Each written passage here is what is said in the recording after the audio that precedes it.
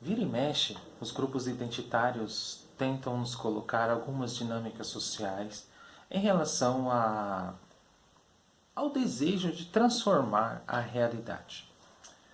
O fato é que grupos identitários, eles não são de esquerda. Por que eu digo isso? Porque o identitário é aquele que visa, sobretudo, o item. A raiz da palavra é essa. É aquele que lida com o seu igual. Ele não lida com a diversidade, que é muito comum nas esquerdas. E, em certo sentido, o identitário ele é absorvido pelo neoliberalismo, aonde ele vai sobrepor o individual sobre o social. Existe uma diferença muito grande que é preciso pontuar aqui, que é o direito das minorias, que aí você engloba vários grupos sociais, e os identitários. Identitários brigam por seu grupo. Minorias brigam por diversos grupos. Vou especificar para ficar mais claro. O direito das minorias é a busca pela cidadania do grupo dos negros, dos LGBTQs, dos pobres, dos indígenas e etc. Os identitários são grupos específicos. Tá? Feita essa pontuação, e vocês percebem como o processo que nós estamos percebendo hoje, que está caminhando por conta, desde a época da derrubada da União Soviética, da derrubada do neoliberalismo, da derrubada da Alemanha Oriental, o que nós vemos hoje é uma ascensão em todos os sentidos do neoliberalismo e a exacerbação do indivíduo. O que eu quero dizer com isso? Lembram daquele velho ditado da mentora política do neoliberalismo, Margaret Thatcher? O que existe hoje são famílias e indivíduos. Não existe essa coisa de sociedade. É o que nós estamos vendo hoje. Existem vários romances, teorias filosóficas, sociológicas, políticas que demonstram esse espírito do tempo. Um exemplo claro é o romance Sábado, do grande escritor Ian McEwan. Tem uma parte que ele diz assim, que mostra muito bem o espírito da pós-modernidade, que individualiza as coisas e quebra essa noção das grandes narrativas. Ou seja, a verdade sobre todas as coisas, agora existem várias verdades. O Ian McEwan descreve assim, existe lá o diálogo do pai entre o Chas, que é o filho dele, e ele fala sobre as grandes preocupações que ele tem sobre o aquecimento global, a questão do clima, da busca da justiça, tudo. E o Chas fala assim, eu estou preocupado em andar de skate, preocupar com a minha namorada. E aí o pai fala assim, pense nas coisas pequenas. Isso é uma perfeita passagem, que é o que? É o pensar pequeno. Aquela ideia que nós tínhamos do iluminismo, da razão sobre as coisas, hoje foi derrocado por conta de razões, multiplicidade de coisas, a perda de um horizonte fixo, a perda das grandes narrativas. E aí entram esses grupos identitários que são absorvidos por conta dessa onda neoliberal que individualiza tudo. O que eu quero comentar hoje com vocês é sobre um assunto que vem tomando conta das redes e que é necessário fazer uma reflexão aprofundada, que é a ideia de gênero neutro, que é reivindicado por esses grupos identitários. Mas antes de comentar isso, eu peço para você, dê o like no vídeo, faça o vídeo subir e, sobretudo, se inscreva no canal. É importante para um canal da esquerda, reflexiva, crítica, que essa mensagem chegue adiante. Pois bem, vamos lá. O que é o gênero neutro? O gênero neutro é uma reivindicação de grupos identitários cujo objetivo do qual eles propõem é uma linguagem inclusiva e que ela seja não binária. Por exemplo, ao invés de eu dizer aquilo que, segundo eles, se refere a um gênero masculino, eu devo dizer aquele. Ou, por exemplo, boa noite a todos e todas, que eu usei a lógica binária entre masculino e feminino, para eles é aquele. Ou seja, se você não menciona ninguém. Nós sabemos que a linguagem ela é social e ela obedece a uma dinâmica também social histórica e ela obedece às estruturas sociais do poder. Isso não sou eu quem disse. Isso tem vários linguistas que vão dizer isso. Por exemplo, o italiano Maurizio Ghenarri, ou, por exemplo, esse grande escritor aqui que eu fiz o mestrado sobre ele, que é na minha área, filosofia da linguagem, que é o Mikhail Bakhtin, Marxismo e Filosofia da Linguagem. E a minha reflexão eu vou basear nesse cara aqui. Então você tentar fazer uma inclusão para todas as pessoas, segundo as normas as quais esse grupo identitário quer, pressupõe toda uma alteração na língua, e inclusive também pensar na inclusão de pessoas que não estão dentro dessa lógica da linguagem. O que eu quero dizer com isso? Os processos jurídicos vão ter que ser alterados. A maneira como um professor, como eu me dirijo às pessoas, caso isso ocorra, é uma suposição que eu estou fazendo. Eles pensam em termos de inclusão. Como que eu vou incluir os surdos? Como que eu vou ensinar? Como que eles vão aprender esse novo código linguístico? Ou seja, aquele signo que eu falo com signo, o significado da coisa. O cego, a linguagem braille. Veja, eu mencionei alguns exemplos aqui. Pressupõe toda uma alteração não somente na língua, mas uma alteração social também. Que é justamente aquilo que o Bakhtin diz. A linguagem é fruto da luta de classes.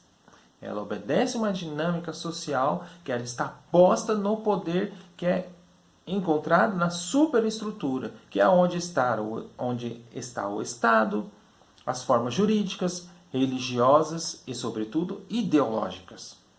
Então não é tão simples assim você fazer uma alteração na linguagem por conta de uma reivindicação de um grupo. O que eu estou querendo dizer com isso? Eu gosto muito da tese do Paulo Giraldelli, que é o quê? O identitário, ele é burro e ele é, sobretudo, neofascista. Por que quando ele fala neofascista? O que ele quer dizer com isso? Porque você vai lidar apenas com o seu igual, que é o idem, e você vai excluir o outro porque, por exemplo, você fez uma crítica a esse grupo. E aí ele vai gritar para defender o seu grupo. Então, nesse sentido, é um discurso autoritário sobre as coisas, porque você volta aquele velho debate que o Mikhail Bakhtin já colocava nos anos 20, quando estava começando a se instaurar todo um processo de significação ideológica da linguagem. Que é o quê? Você pensar uma nova língua. Será que nós temos as condições de fato de instaurar uma nova língua? Será possível haver toda essa alteração da qual é reivindicada por esses grupos? Veja, esse problema, essa reivindicação desses grupos do que se refere à inclusão parece um paradoxo.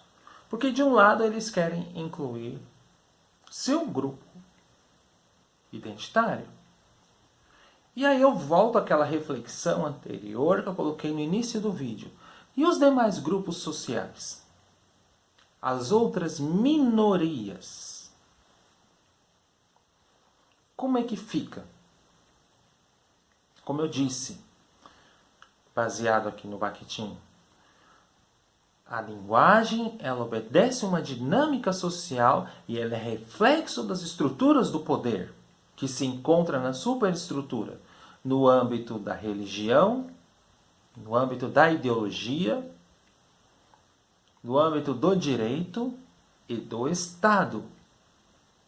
Então, portanto, um grupo que pressupõe fazer toda uma alteração na sociedade, me parece um gesto autoritário. Não somente com os grupos, mas com a linguagem. Então vejam só, existe toda uma alteração de poder para você pressupor a mudança na linguagem. Não é possível dissociar as coisas. Linguagem e poder estão umbilicalmente associadas. E mais,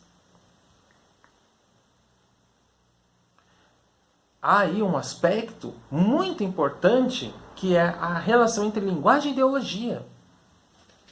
O discurso que está posto aí é altamente ideológico. Por quê? A linguagem em si carregada é essa ideológica sobre as coisas. Então você querer impor, porque isso é uma imposição, de um determinado gênero para dizer que ele é inclusivo, não está sendo inclusivo. Está sendo justamente aquilo que o Paulo Giraldelli defende, que é a ideia de um neofascismo, e é um gesto, sobretudo, burro. Nós precisamos pensar em minorias. Pensar que essas minorias alcancem o status de cidadania. Algo que até hoje não está acontecendo, principalmente agora, em derivação desse neoliberalismo que está namorando o neofascismo e que está nos colocando numa sinuca de bico, está caminhando para aí um certo anarcocapitalismo que pressupõe a destruição do Estado e a imposição radical da individualização da vida.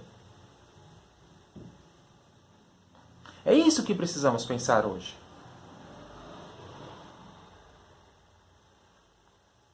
Me parece que esse discurso da linguagem neutra, que em si já parece não há neutralidade nenhuma nesse gênero, se a gente for analisar radicalmente, extrair os processos ideológicos, históricos, sociológicos e filosóficos, o Bakhtin demonstra muito bem. Existe uma dinâmica social, uma estrutura histórica, ideológica, filosófica, e que vai demonstrar que ela só altera mediante a alteração do poder.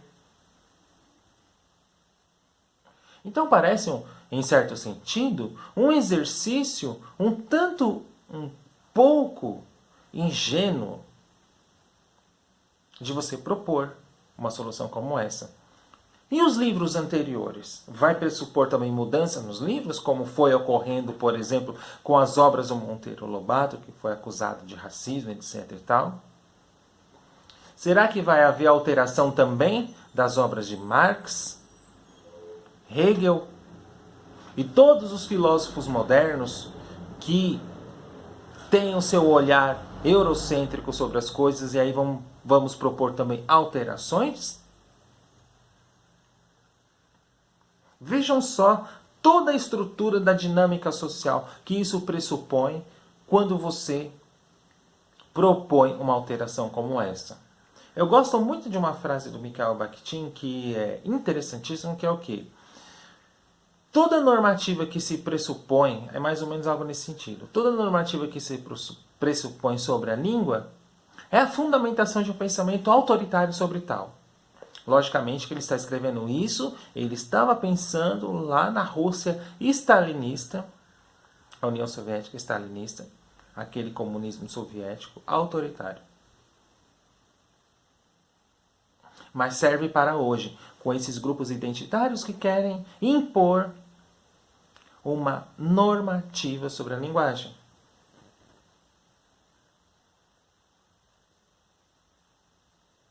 Pare e pense sobre isso. Será que é possível haver essa alteração na linguagem? Como que as pessoas vão se comportar diante dessa alteração? E mais, eu não coloquei um assunto aqui de extrema importância, que é uma particularidade do nosso território nacional, que é o quê? O processo educacional do brasileiro. Vamos lembrar que nós estamos num país em que a educação é considerada uma das piores do mundo. Existem vários dados científicos aí do PISA, de todos os outros que vocês quiserem ver comprovar. Nós estamos ainda não conseguindo desenvolver de fato um letramento nas pessoas. O que é um letramento? A pessoa ler, entender e inferir significado sobre as coisas. E há ainda essa discussão. Como que você propõe uma discussão como essa, que é avançada, num país carregado de semi-analfabetos? Num país onde a pandemia mostrou o fosso da desigualdade que há, a educação, aonde há um processo, sobretudo sistemático, de avanço da desigualdade, do processo cultural, educacional, social e político. Nós estamos discutindo cidadania ainda, mesmo com a Constituição de 88. E ainda é necessário a gente discutir isso?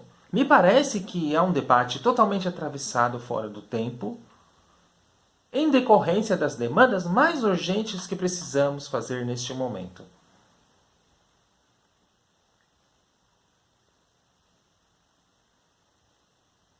É preciso pensar, colocar as coisas nos seus devidos lugares diante da urgência histórica que nós temos.